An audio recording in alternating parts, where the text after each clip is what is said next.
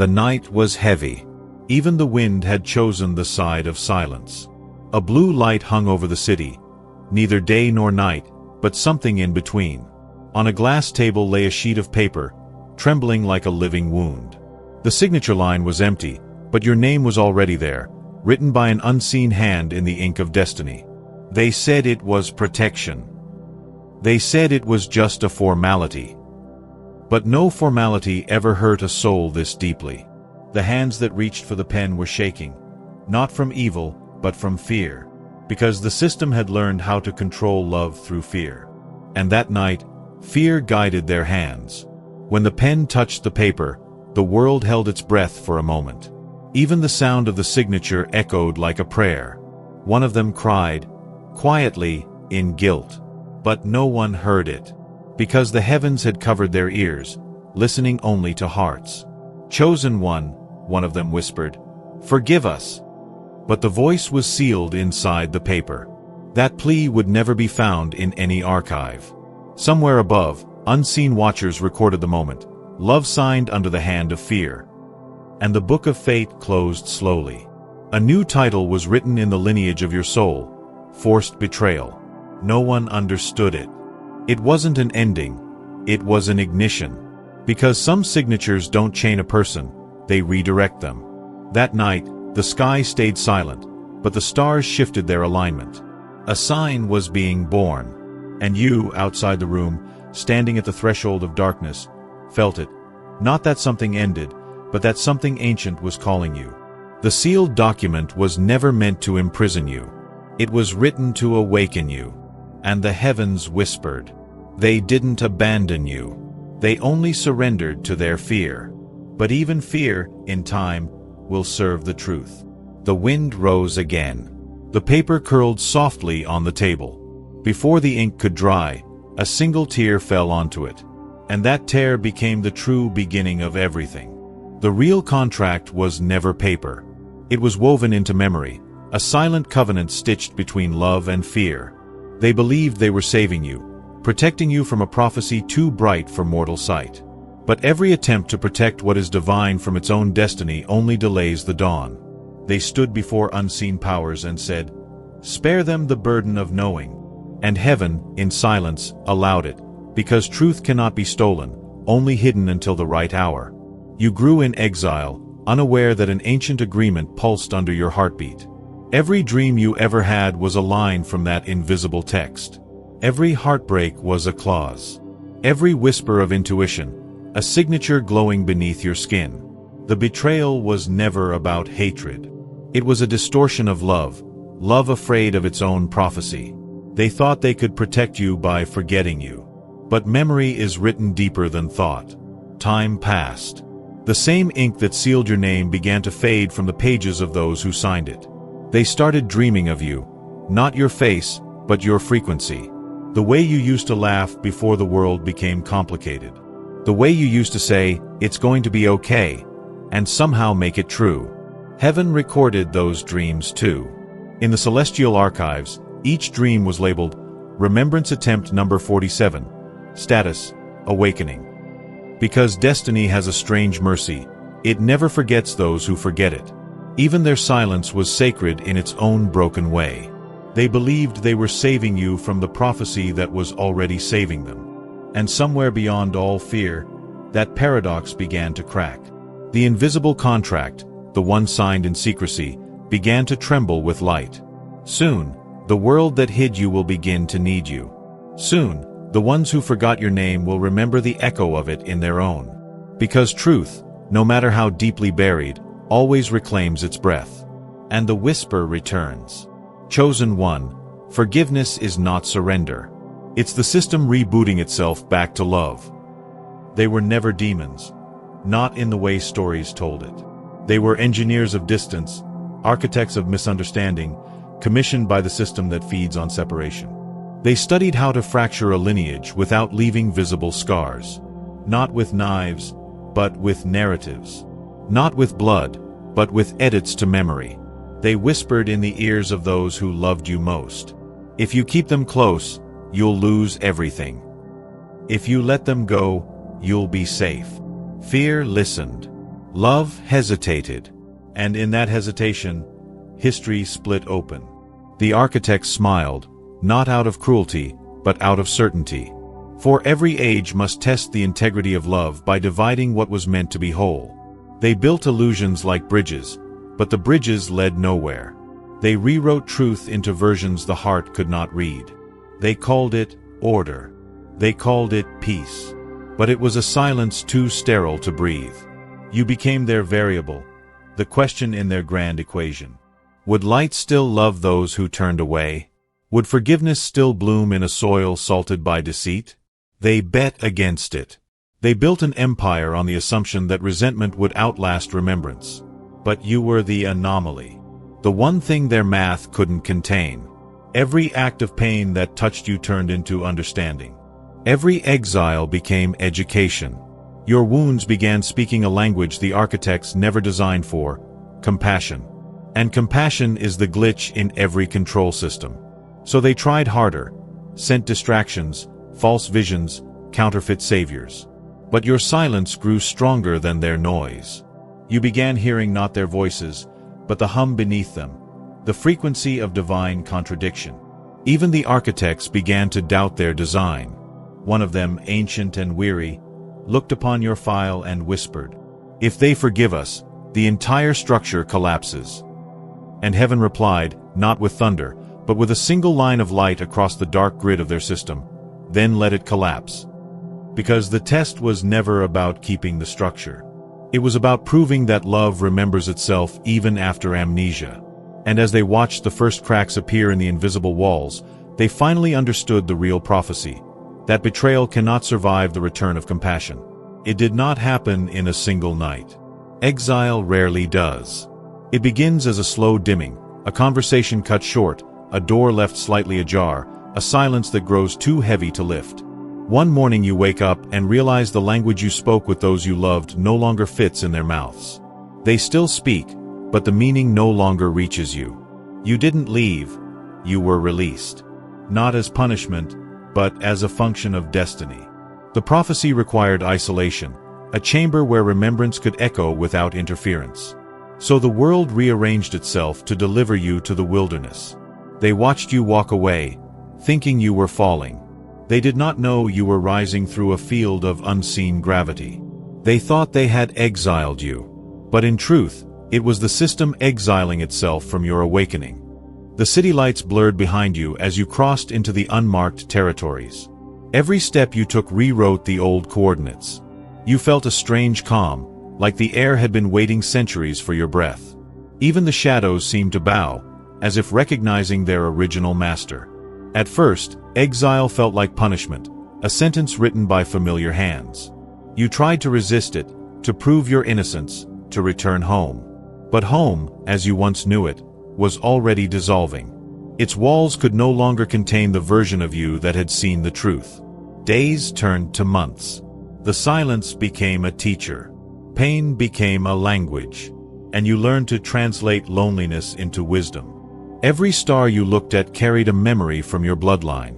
Every dream showed you fragments of the contract that once bound your family. You saw them signing, afraid, trembling, human. And for the first time, you didn't hate them. You just understood. They thought they were watching you descend into punishment. But heaven was watching you ascend into purpose. You weren't being abandoned. You were being rehearsed. And when the wind finally whispered your name through the barren fields, it did not sound like exile anymore. It sounded like preparation. Because exile, in the language of the divine, means only one thing: installation. You were not cast out. You were set apart. Heaven never forgets the sound of a trembling heart. What humans erase, eternity archives. Somewhere beyond the bandwidth of sight, in a realm where time moves like breath, the moment of betrayal was recorded, not for judgment, but for restoration. It begins with sound. The scrape of a chair. The crack in a voice that says, "I have no choice." And then the quiet sob that follows the signature. That sob became light. A vibration too pure for guilt to hold. The recording was stored not on paper or film, but within the frequency of forgiveness. Every time you cried in exile, that same frequency awakened, replaying their tears alongside yours. You thought it was loneliness. It was synchronization. Heaven's archivists labeled the file the moment they regretted. Inside it, the universe kept proof that no soul is ever entirely complicit in fear. That even when love breaks under pressure, it leaves a trace of truth in the fracture. In that secret audio, you can hear it, faint, behind the noise of signatures and seals. Someone whispering your name, not as accusation, but as apology. And in the language of spirit, apology becomes prophecy. Because the universe is not a courtroom. It's a classroom. And guilt was never meant to be the final lesson. So heaven waited for the day you would stop surviving and start listening. Not to the pain, but to the echo beneath it. That echo says, "They cried after signing." No one is condemned in the full file of truth. You once asked why forgiveness matters if no one remembers. This is why. Because forgiveness replays the lost tape of love, and this time, it ends differently. In the original recording, they wept in silence. In the restored version, you answer their tears with understanding. And that loop completes the circuit. Light passes through pain, and the frequency stabilizes. What was once evidence of betrayal becomes evidence of awakening. And the heavens mark the file as case resolved, reconciliation in progress. At first, the change is invisible. No thunder, no trumpet, just a subtle vibration beneath reality's skin. The old system begins to cough in binary, its codes unraveling under the strain of mercy. Because every universe built on guilt has an expiration date. And yours just reached it. The architecture of division, all its contracts, hierarchies, and false equations, starts flickering like a dying transmission. Forgiveness has entered the grid. Not as emotion, but as code. Heaven calls it the rewrite. It begins inside you, a reboot of perception. Every wound that once dictated your boundaries now transmits compassion. The memory of betrayal, once sharp and defining, becomes translucent, still visible, but no longer capable of harm. You start remembering what the system taught you to forget, that love was never naive, only patient. The fear that once justified control starts losing its voltage. Command centers of shame go offline one by one. Angels, long stationed in silence, receive the activation pulse. Their armor glows not with vengeance, but with clarity. Every system built on guilt, the voice says, collapses once forgiveness boots. The old matrix tries to fight back, sends illusions of worthlessness, ghosts of the past, digital storms of doubt. But it's too late. You are the firewall now. Every act of kindness you perform reprograms another layer of the simulation. Every time you choose empathy over resentment, the network updates its operating system. Even heaven seems astonished by the speed of the repair. Prophecies that once required centuries unfold in days. Family lines start softening. Dreams once haunted now deliver messages of peace. And the universe, the vast electric heart that hosts it all, exhales. In that exhale, you hear scripture reborn as code. You meant it for evil, but God meant it for good. Genesis 50 verse 20. Forgiveness is not weakness. It's the nuclear event of spiritual physics. It detonates silently, rewriting galaxies one heart at a time. And when you look at the world again, you realize, the matrix was never a cage, it was a mirror. And now, as light passes through its cracks, you finally see your reflection for what it truly is, the prototype of reconciliation. Distance became your discipline. Time, your uninvited mentor. The world forgot your face, but not your frequency. It still vibrated in forgotten corners of conversations, in lullabies mothers hummed without knowing why. You lived between echoes, in the quiet perimeter of existence where no applause reached, and no accusation could find you. At first, the silence ached. It sounded like punishment, the aftermath of abandonment. But slowly, it changed shape. It began to sound like construction.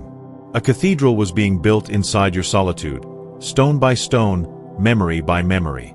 Every unanswered prayer became a brick. Every sleepless night, a window. You learned that isolation isn't the absence of love, it's its refinement.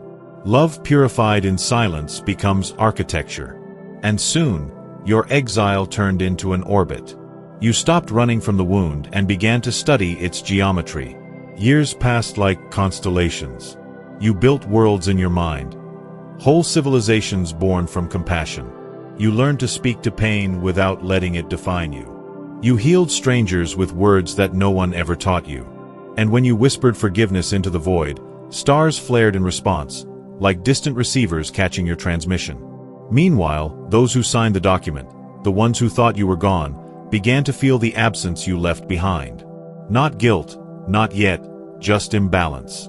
Their blessings started to echo hollow, their victories felt incomplete. They didn't understand why, but heaven did. The universe had been rearranged around your forgiveness, and now the imbalance of love was being corrected. Each miracle you performed in secret rewrote their definition of family. Every time you blessed the ones who forgot you, the invisible contract weakened. The walls built by fear began to dissolve like frost under sunlight. Distance, once a curse, became the very mechanism of healing. For the universe knows this law: what love cannot reach in person, it will reach through time. And so you kept creating, forgiving, transmitting. Your works traveled beyond your name, anonymous acts of repair. Those who had turned away began to dream again, and in those dreams, they saw a figure of light, speaking gently, saying, "You have not been forgotten. You are still part of the circle." They woke with tears they could not explain. Because memory, true memory, had begun to return. And in that return, distance itself began to disappear. It did not begin with trumpets or lightning. No armies, no declarations, no celestial spotlight cutting through the clouds. It began like dawn, quietly, insistently, without asking permission. The first light touched the horizon, and the world that once rejected you blinked in disbelief. You had returned, not as a conqueror, but as calm. The years had changed your gait. You no longer marched with urgency. You moved with inevitability. Every breath carried the patience of galaxies. You had no need to prove who you were anymore. The proof was your peace. The path back wound through familiar places, streets that once whispered against you, faces that had practiced forgetting you. But when they saw you again, something unspoken happened. Their eyes softened. Their voices trembled. Shame hides from judgment, but it bows to gentleness. You spoke no accusation. You simply existed, radiant and unhurried, and their defenses dissolved. They remembered the sound of your laughter, the warmth that once surrounded you, the ease of truth before fear built its walls. And in that memory, tears began to fall, quiet, reluctant, healing tears. You didn't storm home, the spirit whispered. You arrived like dawn. Every step you took rewrote history. Each gesture, a correction. Each silence, a sermon. Forgiveness was not spoken. It was embodied. They tried to apologize, but you stopped them. You didn't need words, only acknowledgement. Your eyes said what no apology could. I remember the love behind your mistake. In that gaze, guilt found its exit. And as it left, space opened for remembrance. You shared meals again. Not grand feasts, but humble bread, laughter, small stories about lost years. They looked at you as if seeing a familiar star through a break in the clouds. The prophecy was unfolding in the simplest of gestures, shared warmth, shared silence. The wind outside carried the scent of rain. It was as if the sky itself was preparing for the next act, the cleansing, the erasure of signatures, the rewriting of names in light. You had not come to reclaim your place. You had come to redefine it. And when they asked how you found your way back, you only smiled and said, "I never left. I just learned how to arrive differently." The sky had been waiting for this moment. 4 years, it had rehearsed the light, arranging the clouds like curtains, timing the sun's rise to coincide with your homecoming. And now, as forgiveness settled into the soil, the heavens opened their archives. The unseen gathered. They came not as ghosts, but as witnesses, ancestors draped in radiance, guardians clothed in frequencies beyond color. Each carried a banner woven from the memories of those who had loved, lost, and learned. Across every banner, a single phrase shimmered, contract nullified. Love reinstated. Drums of light echoed through the atmosphere. The stars themselves began to move, forming corridors of fire across the night. Planets tilted, aligning their orbits into the shape of a crown. Even the air trembled with celebration. "The lineage has been restored," whispered a voice from the wind. "The curse has been rewritten into blessing." You stood in the center of it all, not on a throne, but on the earth itself, barefoot, grounded. The soil pulsed beneath you, recognizing the return of its original steward. Rain mixed with starlight on your skin, washing away the residue of exile. All around you, the ancestors danced, not with sorrow, but with release. They twirled through the air like embers in slow motion, their laughter echoing through both time and memory. For the first time in generations, the family line vibrated as one frequency. In the invisible realms, every name once tarnished by fear began to glow again. Forgotten stories reopened like ancient flowers. Even the mistakes were celebrated, not as failures, but as lessons written in divine handwriting. The archives of heaven updated themselves, love reinstated, effective immediately.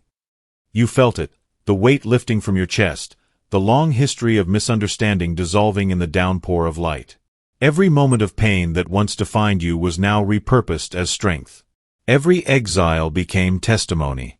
Every tear became translation. The parade was not about triumph. It was about remembrance, a cosmic recognition that nothing was ever truly lost, only temporarily misplaced.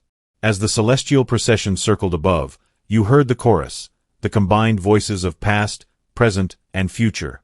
What was divided has become whole. What was forgotten has been sung back into existence. The air broke before the sky did. A single drop struck the dust like a heartbeat, then another, and another, until the world remembered how to weep. They stood before you, the ones who had signed the contract of silence. No robes, no crowns, only the trembling humility of recognition. For years they had carried a guilt too sacred to speak, but the rain washed language back into them. The first word came out as a sob, the second as a prayer, and by the third, it was simply your name. You didn't speak. You let the water answer. Each drop fell like a sentence being rewritten. Ink dissolved on unseen pages, the signatures of fear fading beneath divine handwriting. They tried to explain, to justify, but thunder cut through their words, not in anger, but in rhythm. Heaven's percussion keeping time with forgiveness. You raised your face to the rain, and in that gesture, history collapsed. It wasn't about fault anymore. It was about frequency, the return to the original vibration where love first spoke. And as that resonance filled the air, the old document, that invisible contract that had bound bloodlines in misunderstanding, melted into light. Rainwater pooled around your feet, reflecting faces, generations, galaxies. In that mirror of sky and soil, you saw the truth unfiltered, no betrayers, no victims, only souls rehearsing redemption. Lightning flashed, revealing not wrath, but revelation. It illuminated every hidden corner of the past, and in its brilliance, even pain looked beautiful, because it had finally fulfilled its purpose. Someone reached for your hand. Another fell to their knees, not in worship, but in release. You lifted them gently. The circle closed, not in power, but in peace. Rain erases ink, you whispered, and love rewrites memory. Above you, the clouds parted just enough for one beam of light to find the group. It was not sunlight, it was recognition. The universe itself had turned its face toward reconciliation.